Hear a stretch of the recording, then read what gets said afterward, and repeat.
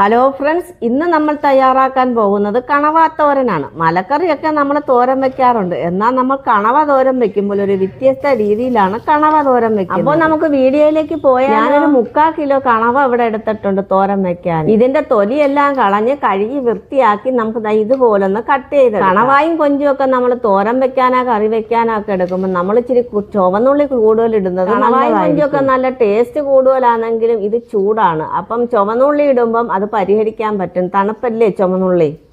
അതുപോലെ തന്നെ ഇച്ചിരി ഇഞ്ചിയും വെളുത്തുള്ളിയൊക്കെ കൂടുതലിടുന്നതും നല്ലതാണ്.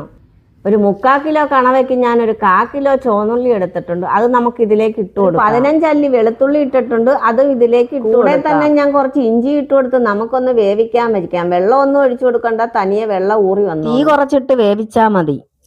ഇനി ഞാൻ തേങ്ങ കുറച്ച് മിക്സിയുടെ ജാറിലോട്ട് ഇട്ട് കൊടുത്തിട്ടുണ്ട്. തേങ്ങയൊക്കെ നിങ്ങൾക്ക് കുറച്ചും കൂട്ടിയൊക്കെ എടുക്കാം. ഇതിലേക്ക് 1 ടേബിൾ സ്പൂൺ മഞ്ഞൾപ്പൊടി, 1/2 ടീസ്പൂൺ ഗരം മസാല പൊടി, 1/2 ടീസ്പൂൺ പെരിഞ്ജീരകപ്പൊടി, പിന്നെ നമുക്ക് എരിക്ക് ആവശ്യമായ കുറച്ച് പച്ചമുളക് കൂടുതൽ ഇട്ട് കൊടുക്കാം. നമ്മൾ മുളക് പൊടിയൊന്നും ഇതിലേക്ക് ചേർക്കുന്നില്ല. 5 or 6 പച്ചമുളക് ഇട്ട് കൊടുത്തിട്ട് നമുക്ക് പിന്നെ കുറച്ച് കുരുമുളകും കൂടി ഇട്ട് കൊടുക്കണം. അങ്ങനെ നമ്മൾ ഇതെല്ലാം ഒന്ന് അരച്ചെടുത്തിട്ടുണ്ട്.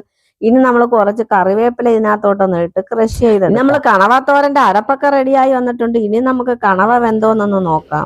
സാധാരണ നമ്മൾ തോരൻ വെക്കാൻ ഇത്രയും ഉള്ളിയോ അരപ്പോ ഒന്നും എടുക്കത്തില്ല, പക്ഷെ ഞങ്ങളുടെ വീട്ടിൽ ഇവിടെ എല്ലാവർക്കും ഈ കണവ തോരൻ ഭയങ്കര ഇഷ്ടമാണ്.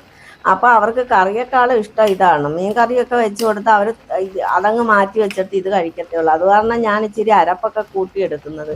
ഇതിന്റെ അരപ്പ് മാത്രം മതി, നല്ല ടേസ്റ്റാണ് കഴിക്കാൻ. കണവയൊക്കെ വെന്തിട്ടുണ്ട്, പക്ഷെ വെള്ളം കുറച്ചും കൂടെ പറ്റാനുണ്ട്. ഇതിപ്പം ഞാൻ ഇച്ചിരി കൂടെ നേരത്തെ അരപ്പിട്ട് കൊടുത്തതെന്ന് പറഞ്ഞാൽ പുതിയ ചട്ടിയാകുമ്പം അത് ഇരുന്ന് കുറച്ചും കൂടെ പെട്ടെന്ന് അങ്ങ് വെള്ളം പറ്റിക്കോളും. അത് ആ ധൈര്യത്തിലാണ് ഞാൻ ഈ അരപ്പ് നേരത്തെ ഇട്ട് കൊടുത്തത്. ഇല്ലെങ്കിൽ കുറച്ച് ആ വെള്ളവും കൂടെ പറ്റിയിട്ട് മാത്രമേ നമ്മൾ ഇട്ട് കൊടുക്കത്തുള്ളൂ. അതിലേക്ക് ഇനി ഇച്ചിരി കൂടെ ഒരു ഉപ്പും ഇച്ചിരി കുരുമുളക് പൊടിയും കൂടെ ഞാനൊന്ന് ഇട്ട് കൊടുത്തിട്ടുണ്ട്. അങ്ങനെ നമ്മൾ ആ കണവ തോരനെല്ലാം റെഡി ആയിട്ടുണ്ട്. ഇനി നമ്മൾ വേറൊരു പാൻ അടുപ്പിൽ വെച്ച് അതിനകത്തോട്ട് കുറച്ച് വെളിച്ചെണ്ണ ഒഴിച്ചു കൊടുക്കുക. വെളിച്ചെണ്ണ ഒന്ന് ചൂടായി വന്നപ്പോഴത്തേക്കും നമ്മൾ കടുക് ഇട്ടൊന്ന് പൊട്ടിച്ചെടുക്കാം.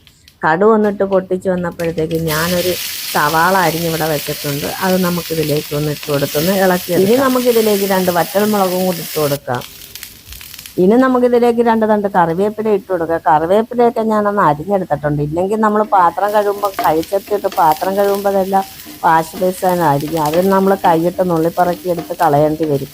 ഇതാകുമ്പോൾ എല്ലാവരും കറിവേപ്പില എന്ന് പറയുന്ന സാധനം അത് മണത്തിന് മാത്രമല്ല, ഗുണങ്ങൾ ഒരുപാടുണ്ട്. അങ്ങനെ നമ്മൾ താളിച്ചതെല്ലാം കൂടെ ഇതിനകത്തോട്ട് ഇട്ട് കൊടുത്ത് അങ്ങനെ നമ്മുടെ കണവ തോരൻ റെഡിയായിട്ടുണ്ട്. നിങ്ങൾക്ക് എല്ലാവർക്കും വീഡിയോ ഇഷ്ടമായെന്ന് വിചാരിക്കുന്നു. ഇഷ്ടമായാൽ ലൈക്കും കമൻറ്റും ഒക്കെ ചെയ്ത് ഒന്ന് സപ്പോർട്ട് ചെയ്തേക്കണേ.